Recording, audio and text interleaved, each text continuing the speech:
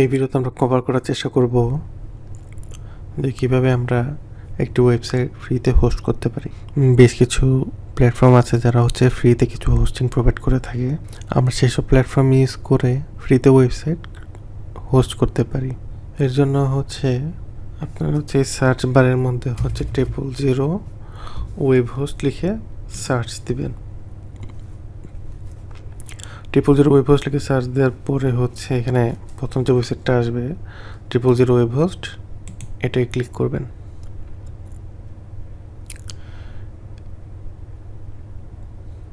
এই 000webhost basically হোস্টিংকারের একটা free hosting platform. মূলত এরাই এটা প্রোভাইড করে থাকে। এর নিচে দেখতে পাচ্ছেন যে হোস্টিংকারের একটা ব্যানার এডও আছে। আমরা যেহেতু ফ্রিতে ওয়েবসাইট হোস্ট করবার জন্য আমাদেরকে মাত্র 300 MB স্টোরেজ দিয়েছে। সো এখান থেকে আমরা ক্রিয়েট ফ্রি ওয়েবসাইট এখানে ক্লিক করব। এখান থেকে বলছে সাইন আপে ক্লিক করব। দেন এখানে আমাদেরকে ইমেল আর পাসওয়ার্ড দিতে হবে। এখানে আমি আমার জিমেইল এবং পাসওয়ার্ড দিয়ে দিলাম এবং সাইন আপে ক্লিক করব। দেন এখানে একটা ক্যাপচা চলে আসছে। এখানে বলছে যে রিলেটেড ইমেজটা সিলেক্ট করার জন্য। তো এখান থেকে এটা রিলেটেড।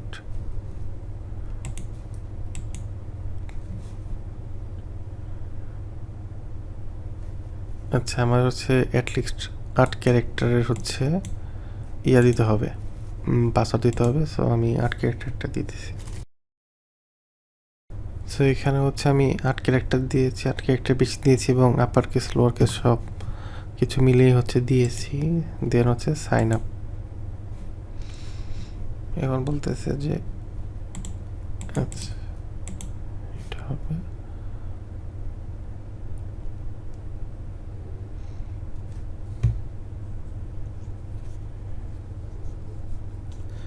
Sign up complete. আমাদেরকে ইমেলটা ভেরিফাইড করে নিতে হবে। আমার ইমেলটা ভেরিফাইড করে ফেললাম। Then start now. এখন যেহেতু এরা সাবডোমেইন প্রোভাইড করে, এর জন্য এই 000webhostapp.com এটা থাকবে। এইখানে আমার সাইট নেম দিতে হবে।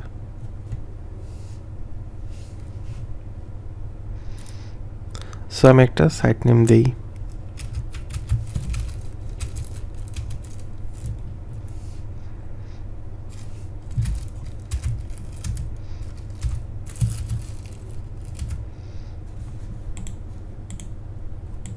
এবং এখানে একটা পাসওয়ার্ড দিতে হবে। সো আমি একটা পাসওয়ার্ড দিয়ে দিলাম।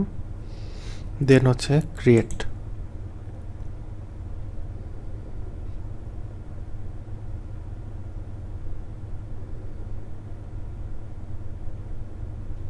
সো এখানে বলতেছে যে ওয়ার্ডপ্রেস ইনস্টল করার জন্য অথবা সাইট আপলোড করার জন্য। সো আমি এখান থেকে ইনস্টল ওয়ার্ডপ্রেস এইখানে সিলেক্ট করব। দেন এখানে বলতেছে যে অ্যাডমিনিস্ট্রেটরের ইমেল এবং পাসওয়ার্ড দেওয়ার জন্য আমি অ্যাডমিনিস্ট্রেটর ইমেল এবং পাসওয়ার্ড দিয়ে দিলাম। Then continue. WordPress installation start হয়ে গেছে।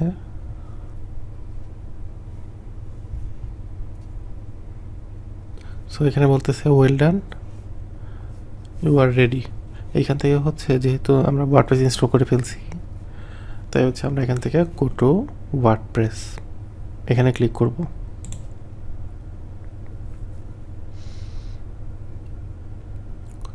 এখানে ক্লিক করার পরে আমার সাইটের ওভারভিউ দেখাচ্ছে। এইখানে আমি বেশ কিছু অপশনস পাবো। এখানে টুলস এবং আমি আমার যে ওয়েবসাইট যে ডাটাবেসটা আছে সেটা এই ডাটাবেস ম্যানেজারের ভিতরে পাবো। এখানে যদি ক্লিক করি সেক্ষেত্রে ডাটাবেসটা লোড হওয়ার কথা। যেখানে ডাটাবেসটা দেখাচ্ছে ইউজার দেখাচ্ছে। দেন আমি এখান থেকে ইমেল ক্রিয়েট করতে পারি।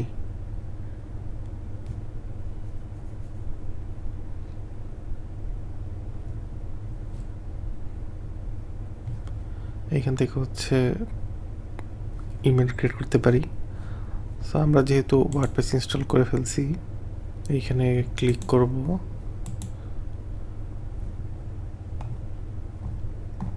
এখানে হচ্ছে অটোমেটিক্যালি হচ্ছে ওয়ার্ডপ্রেস ইনস্টল হয়ে গেছে। সো আমরা হচ্ছে এখান থেকে ড্যাশবোর্ডে প্রবেশ করতে পারি।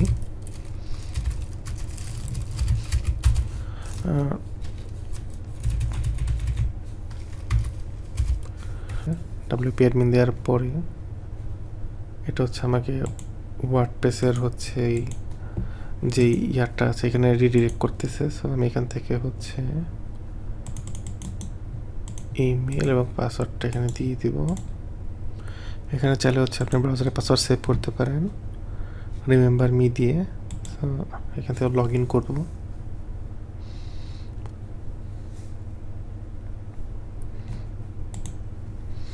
এই হচ্ছে মোটামুটি হচ্ছে ফ্রি হোস্টিং ইউজ করে আপনি এভাবেই ওয়ার্ডপ্রেস ইনস্টল করতে পারেন। সো এখানে চাইলে হচ্ছে আমরা যে কোনো থিম এখানে আমরা ইনস্টল করতে পারি, বাট একটা জিনিস মাথায় রাখতে হবে যে আমাদের স্পেস মাত্র 300 MB এইখানে। সো আমরা হচ্ছে এখানে অন্য একটা থিম এখানে ইনস্টল করে দেখি।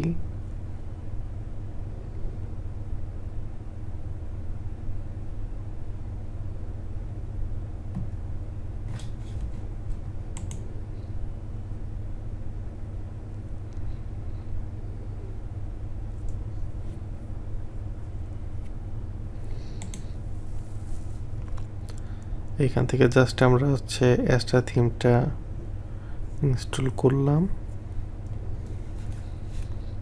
এবার এখন জাস্ট আমরা আমাদের ওয়েবসাইটের ভিউটা দেখব।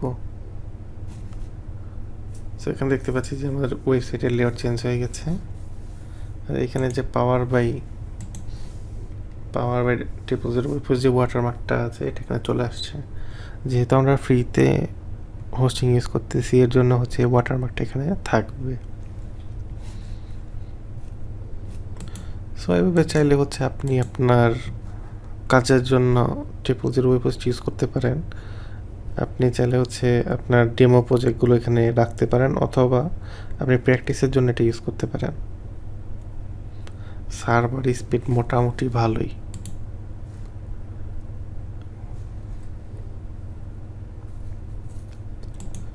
সো এভাবেই হচ্ছে আমার এই দেখানো প্রসেসে আপনারা হচ্ছে খুব সহজে ট্রিপল0 ওয়েবহোস্ট থেকে সাবডোমেইন ক্রিয়েট করে দেন হচ্ছে ওয়ার্ডপ্রেস ইনস্টল করতে পারেন।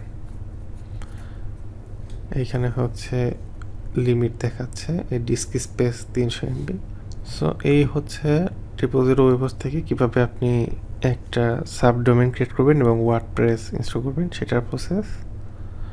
আশা করি সবাই বুঝতে পেরেছেন। ধন্যবাদ সবাইকে।